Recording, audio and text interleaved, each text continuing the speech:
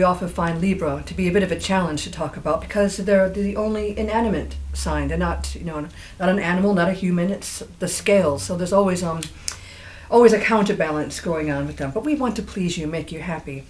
Now, this is going to be a year for you to get to grips with technology. So the mobile phone you can't manage, the PC that's out of date. This is a great year to get up to speed with these things. You're not really feeling your warm and fuzzy self this year, like the Cancerians. A little bit, don't touch me, don't look at me kind of attitude. But relationships, it's pretty true to say relationships are always a big issue for you. And Theo and I are also talking that in 2022, there'll be some huge changes for you in relationships where you start worrying about finances instead about the personal aspects of who you are with. And it's even more important that they pay attention to the long-term vision of what these different relationships are meaning for them in a relationship to your work, your work colleagues, to your employees, to your friends, to your father, and all these things need to be sort of evaluated in the light because Jupiter is going retrograde in Libra in the first half of 2017. And so you're going to be asked to bring in the higher insights, the deeper insights into why you're interacting with people in this way, more than you have in the past. I think the long-term view for Libra for the next couple of years, and it has been so for a while now, is that they're almost being forced to accept changes in their life that have happened because of other people. And like they're at the mercy of being cut off. They're at the mercy of other people as opposed to personal ever power. Since 2011 when Saturn was in Libra, it's just a long ongoing theme. It's only going to be resolved in 2018 anyway.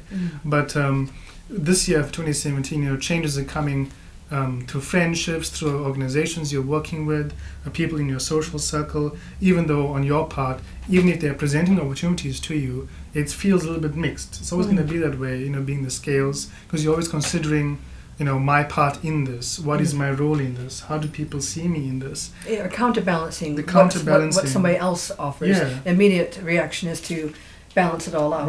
Right. So if someone is rather offering you something as opposed to imposing something in your life, that would probably go down a lot better. But you basically being asked to accommodate your new view of life this year, whether you're learning something new, getting a formal certification, having development courses at work that are going to help you in what you're doing. This is the area in your life where you're going to be able to grow in 2017.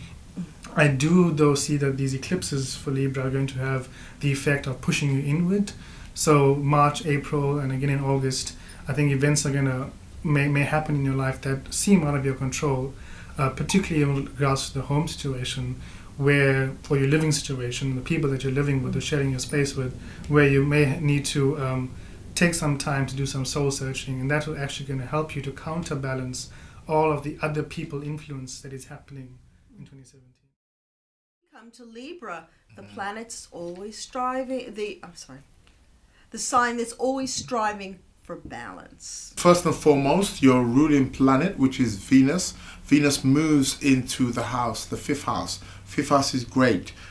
This is known as a Trikona house.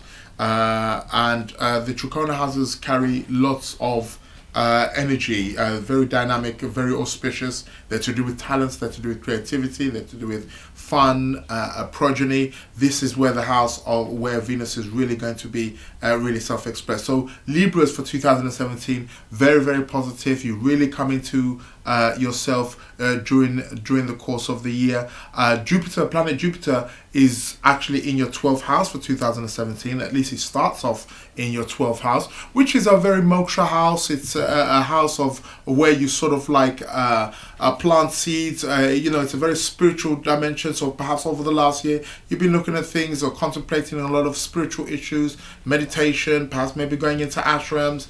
And then during the course of the year, Jupiter will move onto your Lagna, will move into your first house. This is very, very good. You may put on a little bit of weight because Jupiter again is the planet of expansion. Sometimes he does expand, and sometimes we can get a little bit too jovial, or we can get a bit self-indulgent. So that can be a trait that happens for the Libras. So this is also something to definitely bear in mind. Also, for those of you who perhaps even have your moon in Libra, or Ascendant Libra, or Sun in Libra, also remember, especially for those who have moon in Libra, do also bear in mind that the planet Saturn, which is in Scorpio at the moment, and for Libras it's going to be in your second house, it means that you're also coming out of your Sadi Sati. Sadi Sati is the 7.5 years period when Saturn is in the sign previous to your sign, and also 2.5 years when it's in your sign, and 2.5 years after your sign. So you're coming out of that phase. If your moon, especially if your moon is in Libra as well, you're coming out of a Sadi Saturn period. So again, this adds, and at some point in the year, right now, for Libras, Saturn is in the second house of finances, house of the family inheritance and personal worth and self-esteem, and the house of the voice. Also as well, the second house is also to do with the voice. So Saturn there has perhaps you've been having to really structure your finances and your voice and how you've been speaking over the last year. And then Saturn will move into the third house. So again, there's kind of like a liberation energy here that is, that is really strongly coming through here for you for the Libras. Rahu and Ketu are going to be in your 5th house and 11th house axis. So this is the place where during the beginning of the year, this is where we're going to be finding this. At some point in the year, they will move from your 5th, 11th into your 6th and 12th. So 5th, 11th house, again, progeny, it really emphasizes, again, the Venus being in the 5th house, having lots of fun, and also the 11th house, which is house of gains. So this house is also coming into strong focus, but later in the year when they do shift into your 6th house and 12th house, again, this is it's a very spiritual moksha axis. It's to do with illnesses and disease, connected with institutions, especially the 12th house, like hospitals. So perhaps maybe you may have to go into some kind of seclusion. Oh yes, so Rahu Ketu being in your 5th house will move from the 5th and 11th house, and they're going to move into your 4th and 10th house. This is the house of the home and the career axis. So Rahu will move into your 10th house. So 10th house is your public image, your career, your vocation, where you're heading in life, the direction where you're heading, your public persona. So Rahu is about getting gains. So there's, again, you're going to be coming into a liberation, perhaps maybe job promotion, change of job, moving into a better and bigger job. And also Ketu is going to be in your 4th house, also with the planet Neptune, so let's not forget about that.